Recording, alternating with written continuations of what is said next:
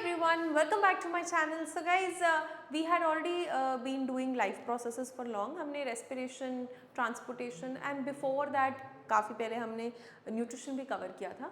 तो अभी हम आज बात करेंगे ट्रांसपोर्टेशन इन प्लांट्स की एंड वी विल डिस्कस कि एक्चुअली प्लांट्स में ट्रांसपोर्टेशन की नीड क्यों है, कौन सी ऐसी चीज़ें हैं जो प्लांट्स को ट्रांसपोर्ट करने में मदद कर रही हैं and how is actually all this processing. तो सबसे पहले नीड की बात करते हैं. What is the need for transport.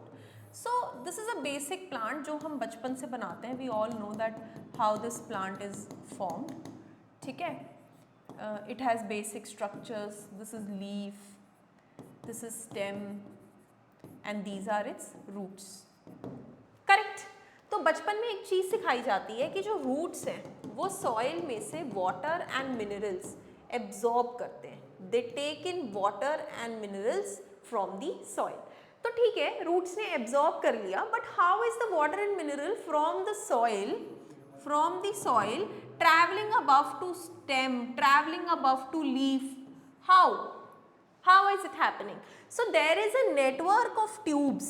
ठीक है, ऐसे यहाँ पे there is a network of tubes. This network of tube is known as xylem. ऐसा एक पाइप लाइक स्ट्रक्चर है जिसे जाइलम के नाम से जानते हैं. And this xylem is basically help in transporting substances from roots to the upper part of the plant. ठीक है, which substances, water and minerals जो वो फ्रॉम द सॉइल एब्जॉर्ब कर रहा है. Similarly there is food made in the leaf of the plant by the process of photosynthesis. So food बनता है in the leaf by the process of photosynthesis. Now what happens, the food which is made in the leaf by the process of photosynthesis has to be circulated everywhere. Okay, so this food goes here, this food goes here, food goes downward to the roots also. सब जगह जाना है उसको, ऊपर नीचे everywhere. So there is a separate network of pipes for them. एक और network of pipe होता है ऐसी stem में जिसे हम कहते हैं, what do we call it as? We name it as phloem. तो फ्लोएम ऐसा ट्यूब लाइक या पाइप लाइक स्ट्रक्चर है जो खाना लीव्स में बना है उसको इधर उधर ट्रांसपोर्ट करने में मदद करता है. Okay, so talking about the plants, we have discussed earlier how plants take in simple compounds such as carbon dioxide and then photosynthesize energy stored in chlorophyll containing organs named as leaves. कहने का मतलब है हमने पहले देखा कि कैसे plants ने कार्बन डाइऑक्साइड और क्लोरोफिल की प्रेजेंस में फोटोसिंथेसिस परफॉर्म की लीफ के अंदर. ठीक है, the other kinds of raw material needed for building plant bodies will have to also be taken up separately. जो भी हम अदर रॉ मटेरियल्स यूज करते हैं, ठीक है, उनको भी हमें अलग से इस्तेमाल करना होता है. Correct.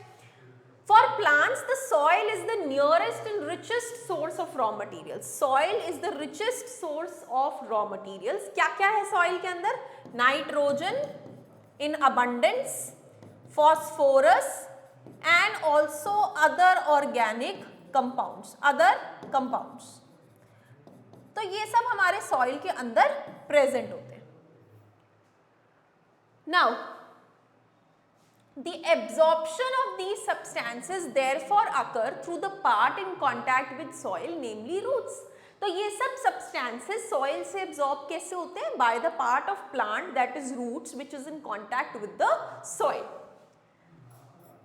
Then if the distance between soil contacting organs and chlorophyll containing organ is small, कहने का मतलब है अगर लीफ और रूट के बीच में डिस्टेंस कम है, leaf is chlorophyll containing organ and the other one soil contacting organ is root, तो energy and raw materials can diffuse to all parts of the plant body. तो अगर डिस्टेंस छोटा है तो बाय डिफ्यूजन ओनली ये requirement meet करी जा सकती है. फॉर एग्जाम्पल, अगर सॉइल में मिनरल कंटेंट इज हायर, ऊपर side the mineral content is कम, तो what happens, it move from higher to lower concentration automatically by diffusion.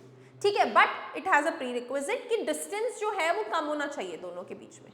लेकिन on the other hand, if this distance becomes large because of changes in the plant body design due to the diffusion processes will not be sufficient to provide raw materials. ना तो leaves में ना roots में. ना roots पानी ऊपर तक पहुंचा पाएगा, ना लीव्स खाना नीचे तक पहुंचा पाएंगे अगर डिस्टेंस ज्यादा हुआ। एंड इवेंचुअली प्लांट बड़ा हो जाता है तो डिस्टेंस भी ज्यादा बढ़ जाता है। तो उस केस में क्या किया जाए? A proper system of transportation is therefore essential in all those situations. तो अब आपको समझ में आया कि नीड क्यों है हम प्लांट को ट्रांसपोर्टेशन सिस्टम की, क्योंकि इवेंचुअली वो बहुत बड़ा हो जाता है तो नीचे जो सॉइल से अब्जॉर्प्शन है वो ऊपर तक कैसे जाए और ऊपर जो खाना बना है वो बाकी सब जगह तक कैसे जाए। इसीलिए बहुत जरूरी है एक ट्रांसपोर्टेशन सिस्टम को डेवलप करना प्लांट के अंदर। This was about the need for transportation system in plants. आगे हम और डिटेल्स पढ़ेंगे ट्रांसपोर्टेशन सिस्टम से related he, but in short parts. Thank you so much.